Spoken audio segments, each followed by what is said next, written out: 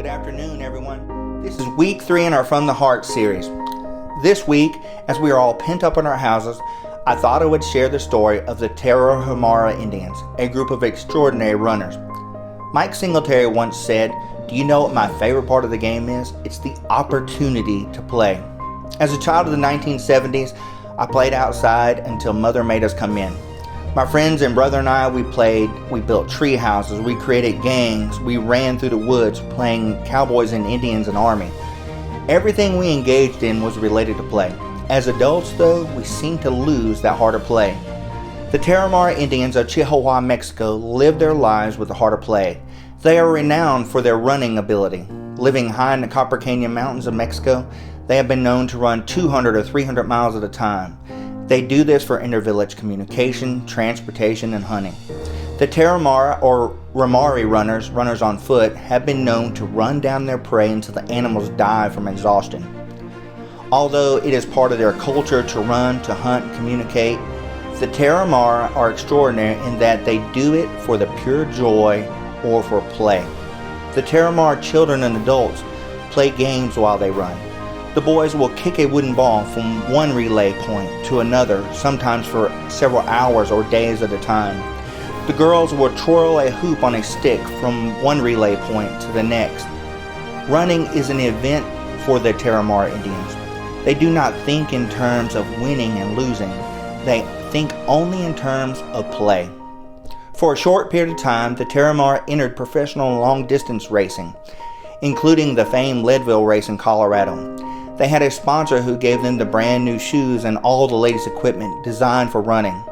As the Terramar ran the course with the issued gear, they became uncomfortable. After several miles, the Indians threw off all their expensive gear and put on their usual running shoes, which were sandals made from old tires and twine. The Terramar came in first, second, and fourth respectively.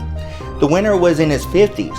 The other competitors were in awe of this strange group of men who seemed to get stronger as the race went along, who seemed to glide along 100 miles of some of the toughest terrain at the highest elevations. The Terramar, with all their sponsors, and had won many long-distance races. What was once play for those competitive racers changed to corporate greed for sponsors and those who once raced for the pure joy of running. They seemed to lose something. They lost their heart of play. When we lose our sense of play, we allow what others may think to affect our decisions and our goals. We forget that we have our own dreams and desires that may or may not align with the world. When I was raising my daughter Haley, I was solely devoted to my daughter. That is what parents do. We put our children first. And while raising Haley, I got to play a lot. We wrestled, we played with toys, we played with dolls. I watched those silly Disney movies, and we went on many adventures. Haley and I chased armadillos, we caught crickets, we caught bugs, we performed scientific experiments, and we played sports. I spent my life raising Haley with a heart of play. When Haley graduated high school and left for boot camp, however, I was heartbroken, and it took me some time to figure out a plan for myself. I realized I had not lived for my own play and pleasure.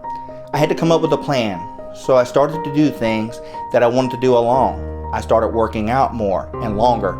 I started entering obstacle course races. I began listening to audiobooks and reading more. I started living for me and my own playtime. My heart is still devoted to my daughter and my wife.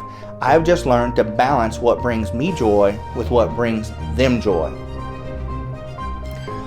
I want to live like the Terramar Indians, who run with a heart of play. Play that is untethered and part of all that I am and hope to become.